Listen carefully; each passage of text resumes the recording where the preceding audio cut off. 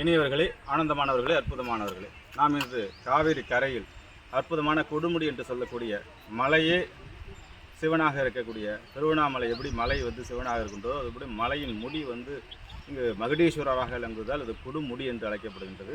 இந்த இடத்தை காவிரி வடக்கு நோக்கி போயிட்டு இருக்கும் காவிரி கிழக்கு நோக்கி திருப்பியதால் அகஸ்திய மாமணி திருப்பி கொங்கு நாடு மற்றும் சோழ நாடு எல்லாமே இந்த காவிரி பலன்பெறும் வகையில் அமைந்த ஒரு அற்புதமான திருநாடாக இது அமையப்படுகின்றது.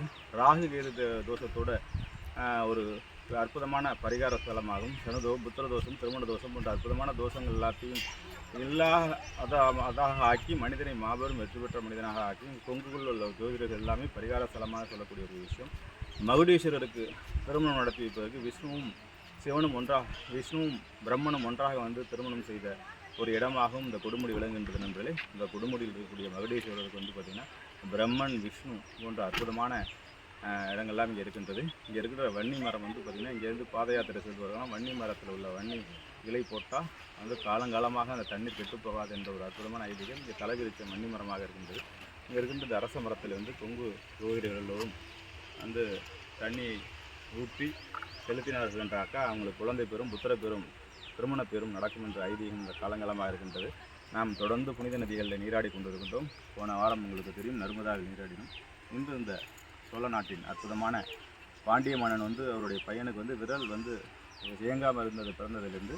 அதனால் பாண்டிய மன்னன் இந்த கொடுமுடி மகுடீஸ்வரரை வேண்டிக் கொண்டு விரதம் தன்னுடைய மகனுக்கு நீராடி வணங்கியதனால் தன்னுடைய மகனுக்கு அந்த விரல் சரியாயிட்டதுனால பாண்டிய மன்னன் பிரம்மனுக்கும் விஷ்ணுவுக்கும் பெருமாளுக்கும் இங்கே அற்புதமான கோயில் இருப்பதனால் பாண்டிய கொடுமுடி என்று கூட இது அழைக்கப்படுகின்றது. இது அப்படியாப்பட்ட அற்புதமான கொடுமுடியை ஒவ்வொரு ஆண்டும் நாம் அந்த வருஷத்தோட எண்டு 31ஆம் நீராடி புனித நீராடி அடுத்த நாள் 2025, 2024 இப்படி வருஷமாக ஒவ்வொரு ஆண்டுகளும் வாழ்க்கையில் என்ன பெரிய அச்சீவ்மெண்ட்ஸ் பண்ண போகிறோம், என்ன குறிக்கோள் அடைய போகிறோம், என்ன உயர்ந்த நிலை அடைய வேண்டும் போன்ற அற்புதமான விஷயங்கள் எல்லாம் செலுத்துகின்ற நண்பர்களே.